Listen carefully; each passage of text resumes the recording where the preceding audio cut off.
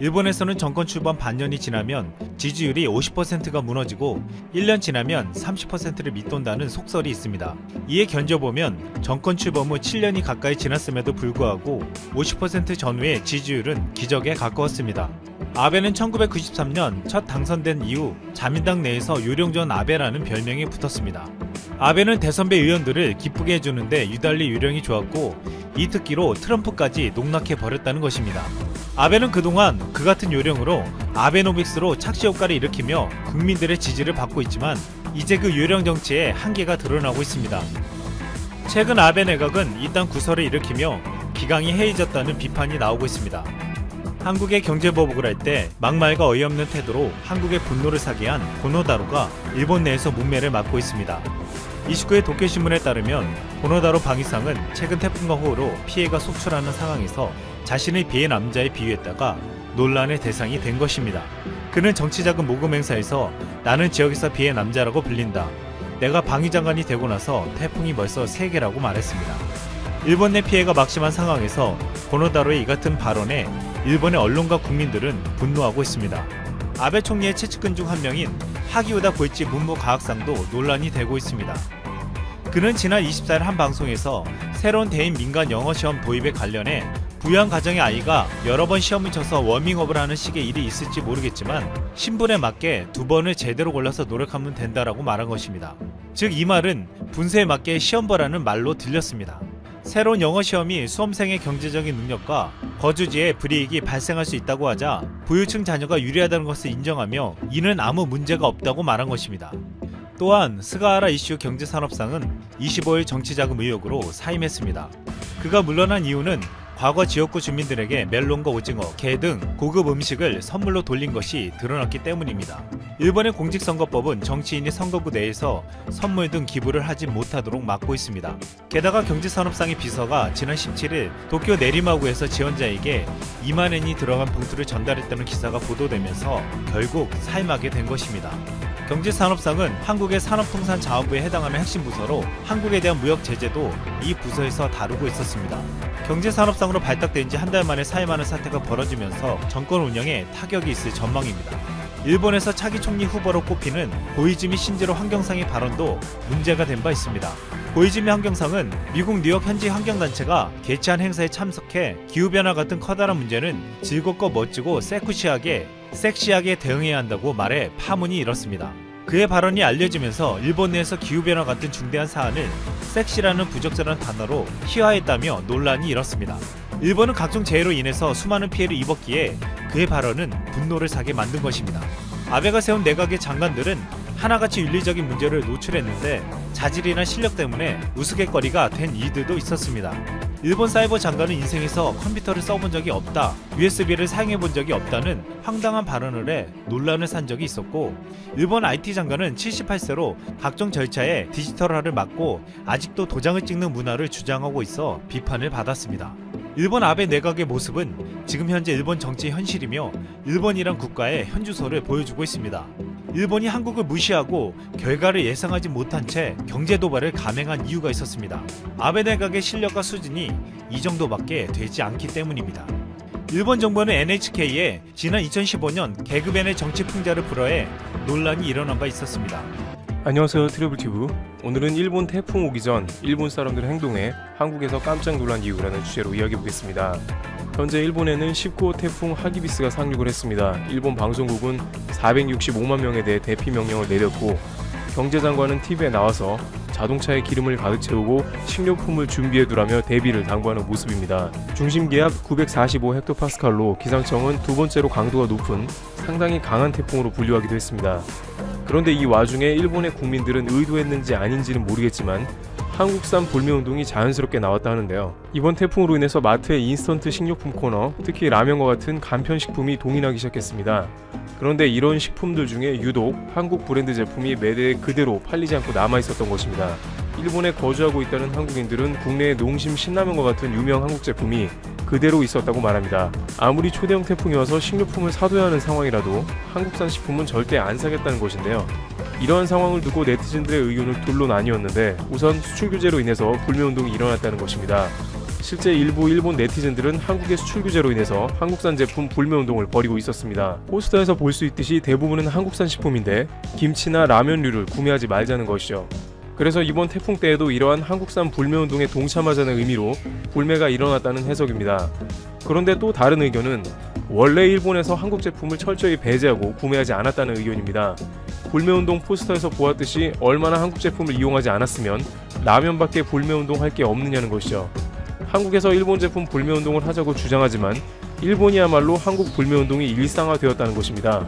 실제 한국 자동차는 거의 일본 땅에서 찾아볼 수가 없고 글로벌 시장에서 유통되는 갤럭시4는 유독 일본에서만 5% 이하의 점유율을 보이고 있습니다. 심지어 어쩔 수 없이 써야 하는 반도체도 놀랄 정도인데요. 삼성과 하이닉스의 글로벌 D램 점유율은 70%가 넘는데 일본에서만 유독 17%의 점유율을 기록하고 있습니다.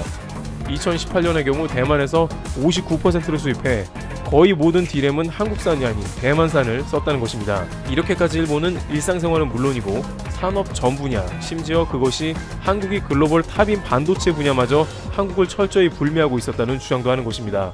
한 네티즌은 일본 편의점에 한국 브랜드 라면만 남아있는 건 원래 그랬다면서 신오코보의 음식점, 10대들의 K-팝, 화장품 등을 제외하면 한국산은 대부분의 경우 거의 배제당한다는 것입니다. 네티즌들은 한국의 불매운동보다 훨씬 강력하고 오래된 것이 일본의 한국 제품 불매운동이라고 이야기하면서 한국은 이제야 불매운동을 시작했고 그마저 일부에서 다소 국면이 약해지는 게 아니냐며 서로를 독려하는 모습입니다. 재난이 와도 한국산은 이용하지 않는다. 일본의 한국산 불매의 모습이 이번 태풍을 통해 드러난 모습입니다. 영화나 소설에서 우리에게 흡혈귀 캐릭터로 익숙한 이름 드라큘라. 최초로 흡혈귀 캐릭터 드라큘라를 세상에 선보인 것은 아일랜드의 괴기 소설가로 유명한 브램 스토커라는 작가로 15세기 루마니아 트란실바니아 출신의 블라드 3세 드라큘라를 모델로 하고 있습니다. 루마니아어로 가시와 같은 뾰족한 것을 뜻하는 체페시라는 별명을 얻어 블라드 체페시로도 잘 알려진 그는 아버지 블라드 드라쿨의 아들임을 나타내는 이름인 블라드 드라큘라라는 이름을 살아생전에 매우 자랑스러워했다고 하는데요. 참고로 드라쿨은 루마니아어로 용 혹은 악마 이렇게 두 가지 의미를 가지고 있다고 합니다. 실제로 흡혈귀라는 존재는 아니지만 드라큘라로 유명한 루마니아는 인구 1923만 명, 수도는 부크레슈티로 유럽 남동부에 위치한 나라죠. 로마인의 나라라는 뜻을 가진 루마니아는 로므니아라고 불리기도 하는데 불가리아, 세르비아, 헝가리, 우크라이나 그리고 몰도바와 국경을 접해 루마니아어 외에도 헝가리어나 독일어도 사용합니다. 최근 루마니아에서는 소설이나 영화에서 종종 들어봤던 일이 일어나 화제를 모았는데 그 주인공은 루마니아의 비앙카 미하이입니다. 루마니아의 남동부에 위치한 부저우에 거주하는 비앙카 미하이는 지난 2018년 TV 탤런트 쇼에 참가했던 가수로 어느 날 친구가 보던 메이크업 관련 영상을 보고는 깜짝 놀랄 수밖에 없었습니다. 그 영상 속에 자신과 너무나도 닮은, 아니 똑같이 생긴 여성이 있었기 때문인데요. 자신의 두 눈으로 보고도 믿기 어려웠던 그녀는 자신의 부모님에게도 영상을 보여줬고 그들 역시 믿을 수 없다는 듯 놀랐는데 심지어 할머니의 경우 그 여성을 손녀로 착각할 정도였습니다. 그 영상 속의 여성은 아랍에미리트 두바이에 거주하고 있는 팔레스타인과 시리아의 혼혈인 라나 알 베이크라는 모델입니다. 두바이에 사는 라나의 경우 자신의 어머니가 인스타그램 영상에서 비앙카가 노래하는 모습을 발견하고는 자신의 딸이 노래 부른 것으로 착각하며 이 사실을 알게 되었는데 이후 두 사람은 연락을 주고받았죠. 우리는 이렇게 전혀 관련이 없는 두 사람이 똑같은 생김새를 갖고 있을 때 이들을 도플갱어라고 부르는데 이는 독일어에서 나온 말로 이중으로 다니는 사람을 뜻하며 미신에서 유래됐다고 합니다.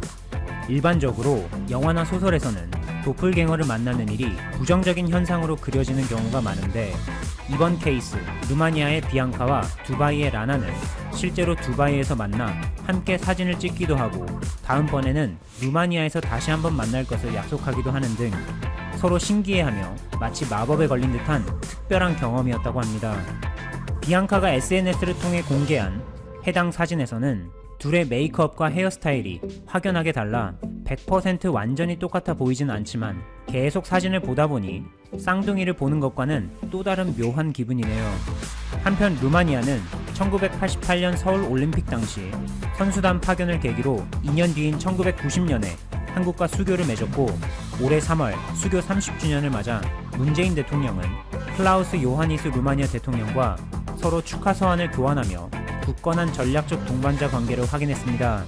또한 지난 21일에는 미하이 치온팩 주한 루마니아 대사가 루마니아 원전 관련 협력 방안을 논의하기 위해 경주를 방문한 바 있습니다. 한국 수력 원자력은 올해 1월 루마니아의 체르나부다 원전과 관련해 루마니아 원자력 공사가 발주한 10억 원 규모의 국제 공개 경쟁 입찰에서 최종 공급사로 선정되면서 중소기업과 함께 기자재 설계와 제작, 그리고 품질 관리와 기기 검증을 맡은 바 있습니다.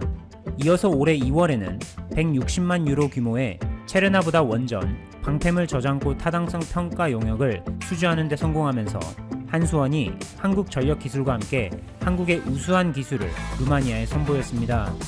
이번에 미하이 치온팩 루마니아 주한대사가 경주를 방문하게 된 것도 이 원전의 운영과 정비에 있어 한국의 협력을 얻기 위해서였는데, 이날 대사 일행은 경주 엑스포 공원을 방문하면서 신라 역사 문화에 첨단 기술을 절묘하게 접목시킨 콘텐츠에 감탄사를 연발했다고 합니다.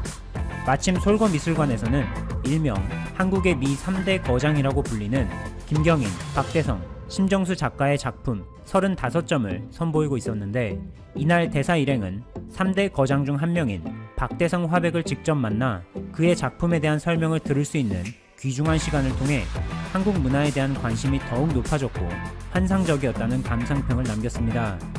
참고로 미하이 치온팩 대사는 루마니아 내에서도 외교 의전 분야에서 손꼽히는 전문가로 통하는데, 이번 경주 방문이 대한민국과 루마니아 양국 간의 앞으로의 활발한 교류에 있어서 긍정적인 신호로 작용했죠. 한편 루마니아는 신종 코로나 바이러스 감염증의 확산 사태에 있어서 5월에는 그 정도가 주춤하는 듯 보이더니 6월 중순부터 다시 악화돼 최근에는 일일 신규 확진자가 1000명을 넘기는 등 심각한 상황인데, 사회적 거리두기의 중요성을 강조하는 수제품이 나와 화제를 모았죠. 이 수제품은 루마니아의 구두 명장으로 유명한 장인이 직접 만든 75cm 길이의 수제 구두로 실용성보다는 그 상징성의 의미를 둔 100유로짜리로 최근까지 5건의 신발 주문이 있었습니다. 올해 3월에는 코로나19 사태에 대응하기 위해 북대서양 조약기구 나토의 수송기까지 동원해 한국산 방호복과 진단키트를 겨우 구입할 수 있었는데, 당시 주 루마니아 한국 대사관의 페이스북에 도와주셔서 정말 감사합니다. 루마니아인들은 당신의 지원을 절대 잊지 않을 것입니다. 대한민국은 내 마음속에 있고 영원히 친구가 될 것이다 등의 현지어로 수많은 감사의 글을 남겼고, 그중 일부에는 힘차게 펄럭이는 태극기 이미지를 함께 올려 감사와 존경을 표했습니다.